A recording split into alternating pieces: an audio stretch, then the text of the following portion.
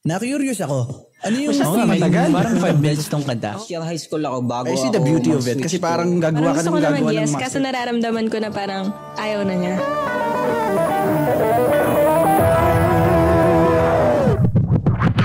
Hi, ako si Jiro. Chillin' with the best local talents from the ground up right here on air. Tara, makipagkwentuhan at kilalanin natin ang mga storya ng ating mga ipinagmamalaking personalidad sa larangan ng sining. From the roots to the hustle and how it grows. This is Homegrown. Tandaan ko, bass drummer ako nun. And then, drummer na Hindi mo may express. Tapos ako, makulit ako sa bahay. Parang gusto ko lang nagrarap. Your home, their stories on air. Exclusively on 96.7 Destiny Radio. Destiny Radio. 96.7 Destiny Radio. It's now 3:03 p.m. oras po natin sa buong kapuluan ng Pilipinas. 3 minuto na makalipas ang alas 3 ng hapon. Welcome back sa ating special show. Ladies and gents, this is Homegrown, your home, their stories on air. At siyempre kasama pa rin natin ng Forces. Hello guys! Ayan, isa pa. Ayan. Hello Forces. Ang galing. Dami na naming natututunan about you guys. Kanina pinag-uusapan natin yung how important it is for a group to be banded. At sabi ni Jello, sobrang laking dahilan nun is kapag ka nakakapag-share na kayo sa isa't isa, no? Kasi I think kapag nandun na kayo sa ganung punto, comfortable na kayo eh. 'Di ba? Kasi lalo ngayon, nowadays it's hard to share your struggles to other people eh. 'Di ba? So ngayon nasa point na kayo na tiwala ako dito. Pag nag-share ako dito ng something about me, it's gonna be safe. May ganoon na kayong feeling about everybody sa grupo. Yes. Oh. Yes, with conviction. It's kind of sad. Wala yung isa, si ma'am. Ay, si kuya. Si kuya. Now, another question is, yung mga members na nasa ibang lugar na because of work, are they still a member of Forces? Oo naman.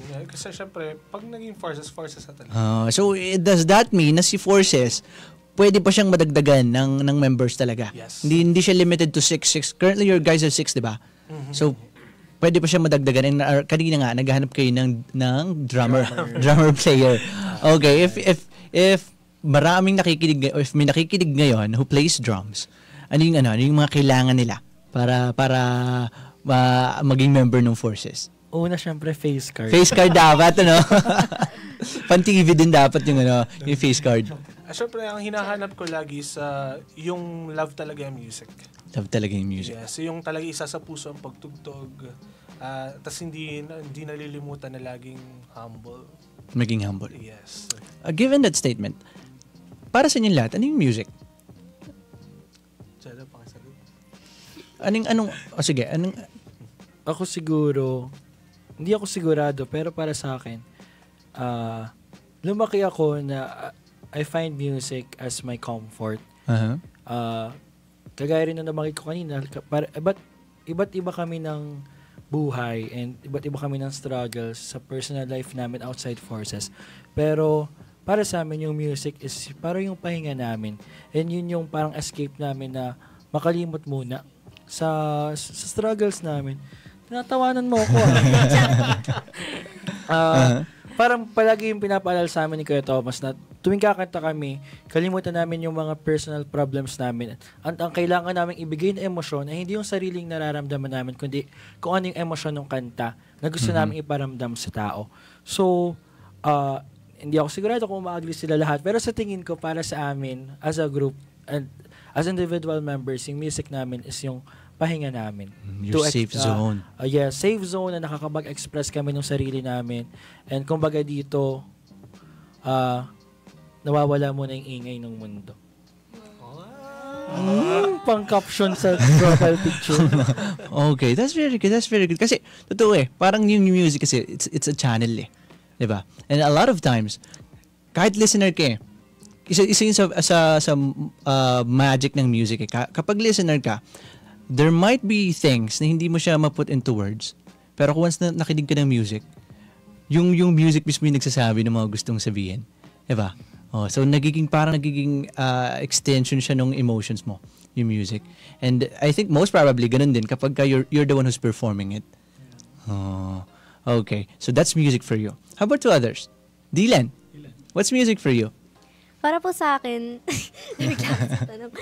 para po sa akin, ang music po is life for me po. Kasi po, simula po nung bata pa po talaga ako, dati pa po talaga nandun po talaga yung pagmamahal ko sa music. Kahit po nung bata pa po ako, ABCD, ganun. Gusto ko na po talaga siya. And then dun ko po na-discover na parang iba pala kapag may music sa buhay mo. Ganun po. Oo nga, feeling ko si Dylan yung klase ng singer na hindi pwedeng may araw na dadaan na hindi siya kumanta. Diba? May naalala kang simula nung matuto kang kumanta, simula nung na-introduce ka sa music, may naalala kang araw na dumaan na hindi ka kumanta? Wala kahit sa CR, habang naliligo, sa biyahe kaya. Kanina, may kinakanta siyang iba habang nag-iintayan tayo Wala, no? Wala po. Ganun po talaga kapag bored ko. Yun po yung ko. Kapag bored po ako, nakanta po ako bigla-bigla ng kung ano-ano. That's cool. Kumbaga, it's a life nga para sa iyo, Kumbaga, hindi mo na ma-imagine yung buhay mo kung walang music. Yes. Is that it? Okay, that's one thing then. How about si Anderson? Anong naging ang musika para sa buhay mo? Actually po, marami akong pinursue na hobby. Nagsimula po ako sa drawing, sa sports, hanggang sa bumagsak ako sa music. Parang parang last option ko na to. Dito na lang ako. I find music my home. Your home Ito ko naman. na-express lahat. Comfort, life, and home. Tinatry ko manggawa ng songs. Tulad nung song namin na isa. Okay. Mamaya. Okay, let's talk about that. Your songs din. Pero alam mo gusto itanong kay Anderson. Kasi nabanggit nyo kanina na meron sa inyong mga mahihain in person. Pero kapag nasa stage na, nag-iibang tao. And I think you're pertaining to Anderson doon at some point. Doon sa dalawa. Okay. Anderson, anong pumapasok sa'yo? Anong sumasanib sa'yo kapag nasa stage ka na? Ano yung actually, naging mo? Back po, I wish I could do better po sa mga naging performances ko. And, ayun, nag-improve naman po ata. Well, that's for sure. Kumbaga, kadalasan yung mga ganong klase ng improvement, we don't wanna brag about it Let other people say those kinds of things. Now, from the members, what can you say? Anong naging improvement na ni Anderson? Nagjo-joke na siya. Nagjo-joke na siya. Okay, it's about social thing na. Yun yung naging improvement niya dahil madalas na nga siya nakakapag-perform at nailabas niya yung sarili niya through music. Lumalabas na yung confidence talaga niya. At nakakapagbiro niya sa amin. Dati kasi laging... That's very important. Yeah. Ako naniniwala ako na the magic starts when you start believing in yourself. Yes. Kapag okay, kaya ko yun. Sige, magpa-practice ako para kayanin ko yun. Diba? Kumbaga, kailangan mo ring samahan ng kilos Pero it starts, again, by believing in yourself. Yung mga ganong klase ng magic. Okay. Okay. It's home for you. Music is home for you. How about for Princess? Crown. Yeah. Crown. Bawal naman gaya Okay. Ang music po para sa akin ay para po siyang medium sa expressions ko po. At parang coping mechanism na rin po. At kapag may problema o may ginagawa, ay may kinig na lang po ng music. Tapos, sa pagtugtog ko naman po ay talagang passion ko na po siya simula bata pa po ako. Kailan ka nag-start tumugtog ng bass? Parang grade 6 na po yata. Grade 6? Matagal na din po Tapos, nung nagbabanda ka, Battle of the Bands ka, anong klase ng genre yung tinutugtog mo doon? Genre? Is it something na malayo sa genre ng forces ngayon or ano? Malayo po. Okay, is it something like metal or rock-rockan? Mga rock. Is that true? Okay, anong klaseng anong klase mga banda yung Tapos tumutugtog din siya sa church. Katulad po na mga katulad po ng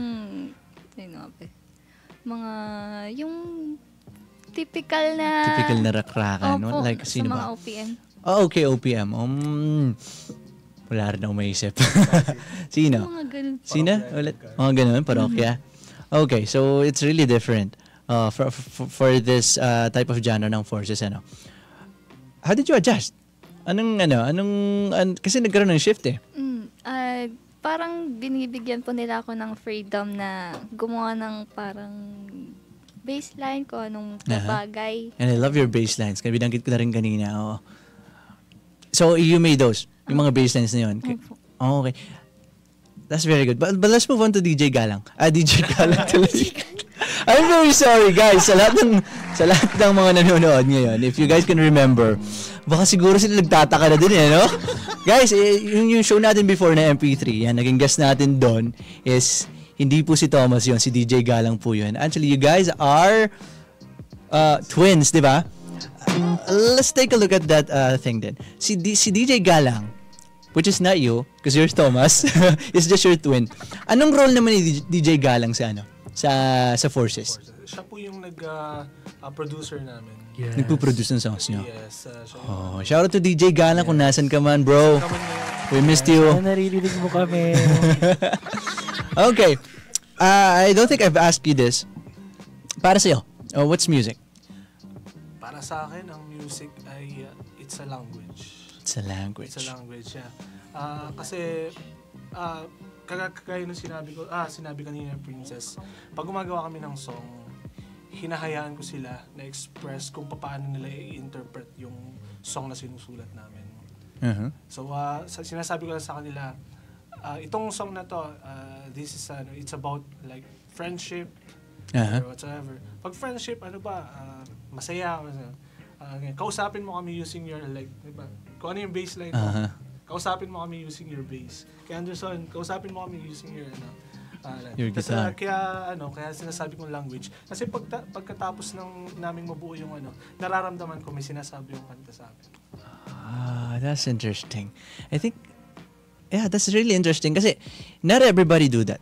Kumbaga, merong mga musicians na they just play. Pagka may narinig silang demo, okay, gagayahin ko yun. Pero iba yung kapag ka nararamdaman mo na yung bassline niya nangungusap, yung vocals niya nangungusap, yung guitar lead niya nangungusap, merong gustong sabihin, merong statement. So yun yung nakikita mo sa kanila. Yes. That's why kapag ka nagumagawa kayo ng music, you just give them, okay guys, ito yung feeling. Ito yung feeling ng song. Exactly. Okay, let's try to dig in more on your writing process. When it comes to lyrics, who do that? First, ako muna yung nag-start. Okay, from the start. Nag-start ako na, ito yung song natin, nagsasend ako sa GC, ito yung lyrics natin, ganyan. Hindi ko pa kompleto, wala pa akong tono dito. So, ibibigay ko yung lyrics, sabi, kayo na bahala kung ano yung na-feel nyo, ibigay na tono. Ganun.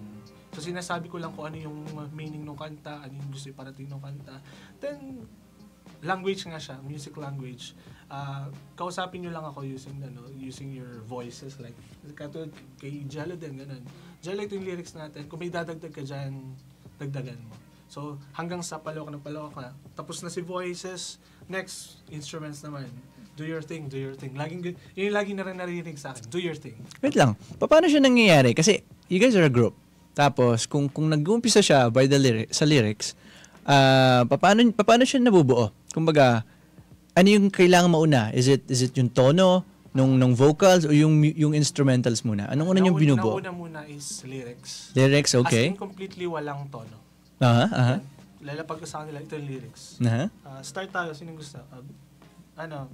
Princess, talagang mo muna ng bass niya. Tapos magana na siya, sige, okay yan. Okay. So palagay mo, anong guitar mo, Anderson? Yan, hanggang sa... Tapos tsaka nyo kakantahan. Yes.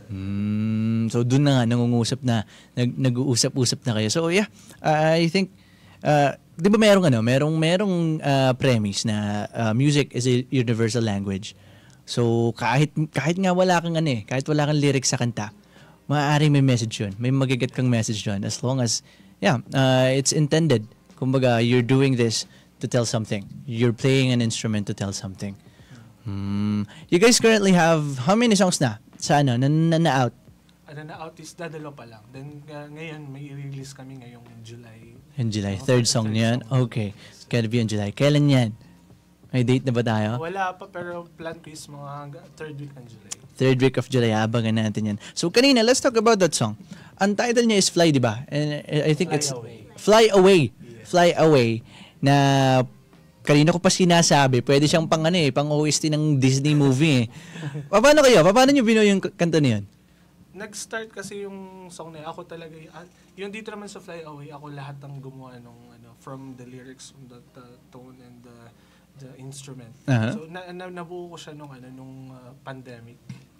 So lahat tayo sa lockdown no. So marami kang oras talaga. Yes. Ginawa ko siya nung lahat tayo nakakulong during the pandemic days. And kaya Fly Away, parang nung panahon na yung feeling gusto mong tumakas. Kasi lahat tayo nakakulong. Kaya yung lyrics ko, Fly away, let hope and dreams find your way. Pagkatapos ito, pag nakalayo na tayo dito, let's do it. And it happened, Yeah. Okay, so pero kailan siya na-release? Okay, let me ask that first. Kailan siya na-release? Yung Fly Away na yun? Yung Fly Away na-release lang namin siya nung February. After na siya ng Forces journey niyo sa TV. But the song was already created 2020 pa. Yes. What I mean is, hindi man siya na-release, pero nangyari siya, So, parang gigil ka nun, na, okay, nakakulong ako, I wanna fly away. I wanna reach my dreams. So, right after pandemic, 2023, nag-TV kayo. Yes. Wow, that's an amazing story. Yeah. Actually, yun talaga yung background ng Fly Away. Mag-take off tayo. Mayroon bang mayroong naging pagbabago? Kasi nabanggit mo nagkaroon na ng nagawa na siya 2020 pa lang. Then na-record siya is after your journey sa TV. May mga nabago ba dun sa Sobrang dami namang nabago. Na like before, as in sobrang plain lang, wala siyang drums, wala siyang bass. So acoustic lang talaga siya. Does your experience dun sa The Voice have been a reason for that to change? Kumbaga, okay, nakilala ko si Jello, kasama ko na si Jello dito. I think kailangan ko itong baguhin para kay Jello. Okay. Sobrang daming naging changes sa mga tono, sa mga harmonization. Kasi from nung simula na nag-The Voice kami, mas nag-improve kasi sila. So, sobrang simple lang talaga nitong song na to.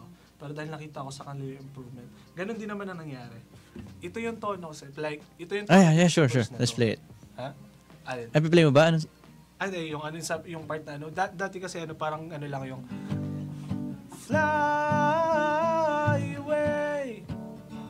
Diba? Parang ang plain, hope and dreams find you. Pero, inisip ko, nandito sila. Okay, ito yung tono. Like, ginagawa ko to kay Dylan. Dylan, ito yung tono ko. Fly away.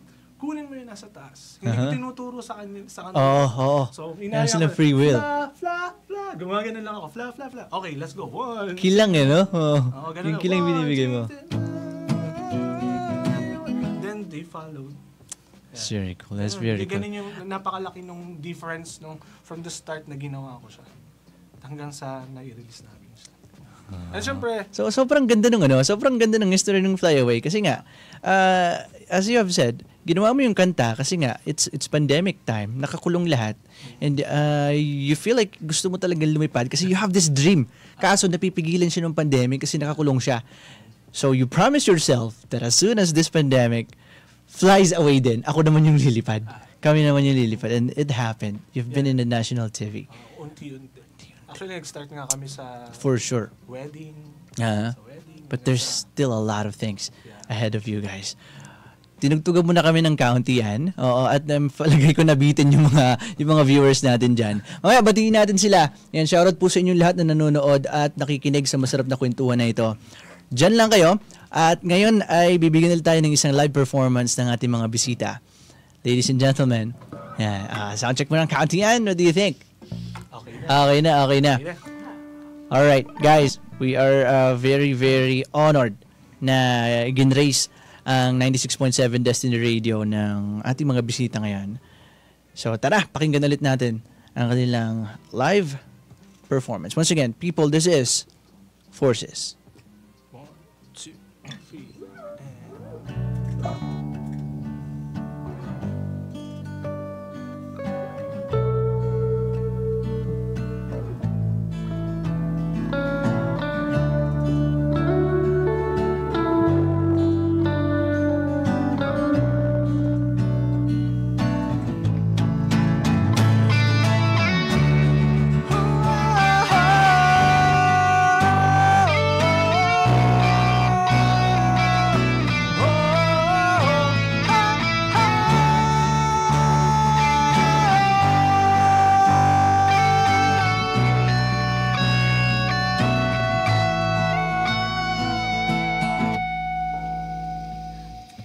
Matay titik sa kawalan, walang maintindihan, kaya't pinili mo na lang tumahimik.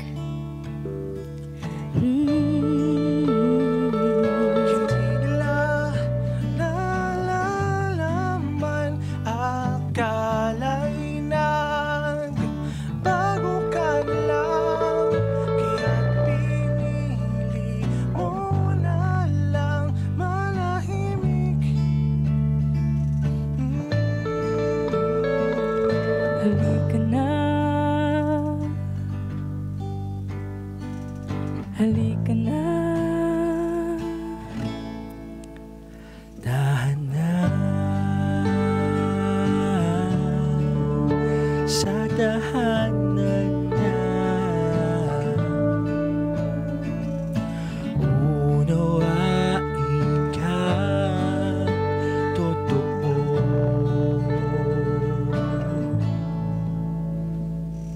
Tumutulong mga luha, naman sinasadya, unasal lang ng iyong kamay ay buhay.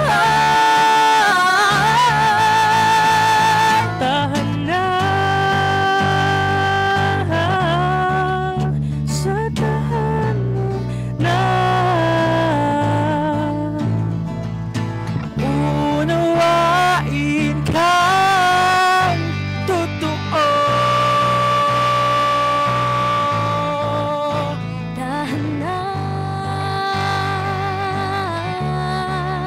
sa tahanan na, lahat yayagapin kang totoo.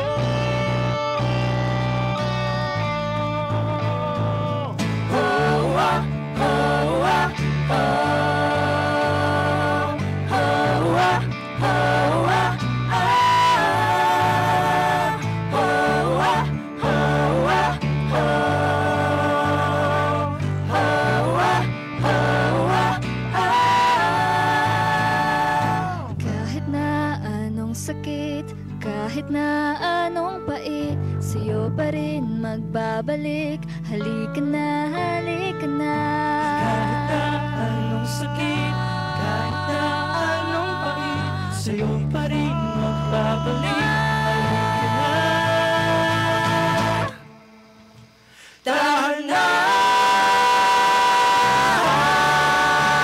sa tahanan na, sa tahanan na, unawain ka, totoo.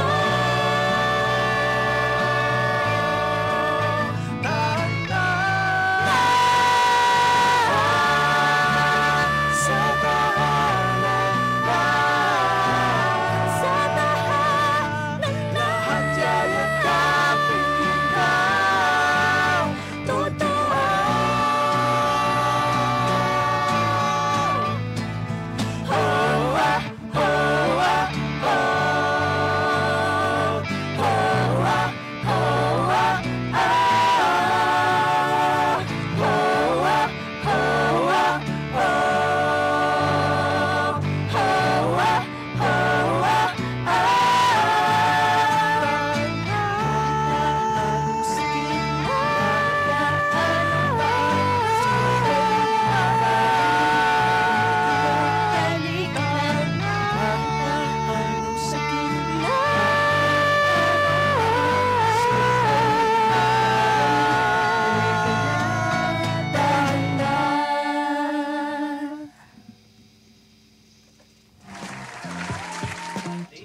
And once again, that was Forces with their song Tahanan. Is that your latest single? Yes po. Ang galing. It's still out on Spotify din. Itong Tahanan na to. Apo. A very good one. Sobrang ganda ng blending niyo, no? Oo. Oh, pasensya na lang doon sa mga nanonood. Medyo hindi po okay yung ating quality ng ano. But it was really good here at live. Pagka dito mo sila papakinggan. Guys, you guys have achieved a lot of things na. I think marami na rin sumunod after nung after nung TV thing niya, nung The Voice generations niyo, especially Dylan. Ang dami niya rin naging guestings. But what's next for Forces? Ang plans ko kasi ngayon, release lang talaga muna. Release ng songs, okay. Yeah. May mga plans ko tayo. Actually, after The Voice, yung naging next big achievement namin is yung makapag-perform sa Likawit. Kasama tayo. Oo nga, Likawit Festival. Then after that, tuloy-tuloy naman yung performances namin sa Pagbilaw. We still get invitations and mayroong gigs. And this year, 2025, pinag-usapan namin na mag-focus kami ngayon sa paggawa ng music and pag-release ng kanta namin. Parang, ayun establish na namin yung name ng Forces. Uh-huh. And ang kailangan naman namin is mapakilala pa yung music namin. Hindi lang dito sa Quezon, kundi sa buong bansa through different streaming platforms. Or sa buong mundo, who knows? Eventually. Yeah. I mean, that kind of music, it could reach heights talaga. I could say. So we are gonna look forward to all of those plans. One last question. You guys are somehow an icon na talaga For sure. You've been in how you do music, your story especially, lalo na napakinggan natin yun ngayon. What's your advice for those aspiring artists out there who might be listening right now?